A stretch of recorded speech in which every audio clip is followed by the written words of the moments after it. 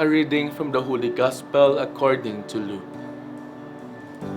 Herod the Tetrarch heard about all that was happening, and he was greatly perplexed because some were saying, "John has been raised from the dead."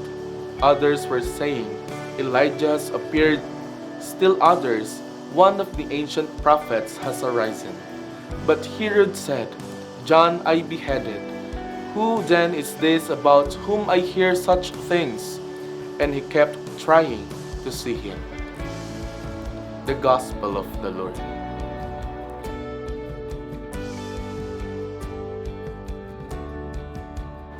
In a world filled with gossips and assumptions, it's uncommon to take a moment and question, what does Jesus mean to me?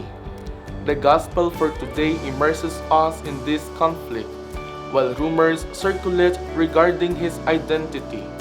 Herod approaches Jesus not from a place of faith, but rather from doubt.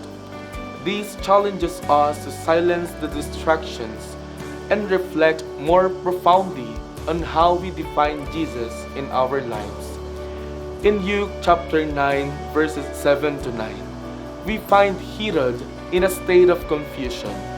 He was become aware of all that Jesus is accomplishing, the healings, the sermons, and different speculations emerge. Maybe John the Baptist has come back to life.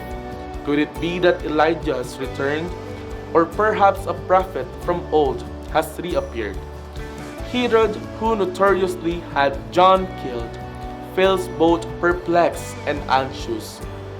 He wonders aloud, "Who is this about whom I hear so much?"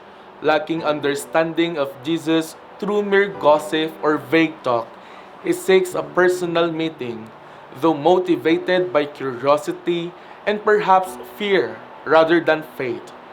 This short passage exposes how easily identity can be distorted by gossip and speculation. Jesus' identity is not fully understood through hearsay.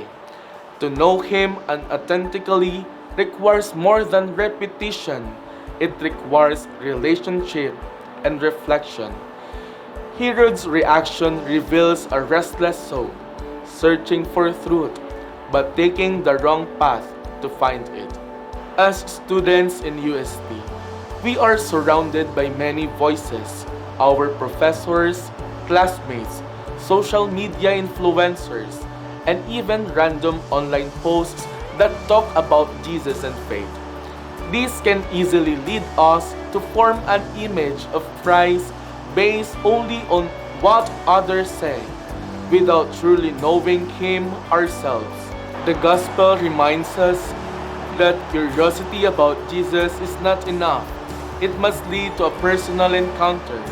For us, that means intentionally making space in our schedules to pray, read scripture, and spend time in the chapel, even amid academic deadlines and campus activities.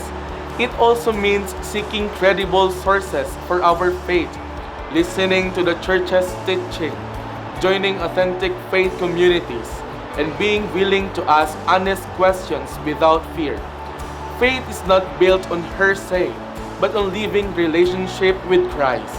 And that relationship deepens when we invest time, attention, and heart in truly knowing him. In the end, our goal is not just to hear about Jesus, but to meet him, and let that encounter transform the way we study, relate to others, and live out our purpose. In the midst of speculation and noise, the Gospel reminds us, identity, not rumors, reveals truth. Herod's confusion invites us to instead seek clarity. At UST, may you be the kind of student who isn't swayed by hearsay, but nourished by personal encounter with Christ. May your faith be grounded not in what is trending, but in the quiet assurance of knowing Jesus, the way, the truth, and the life.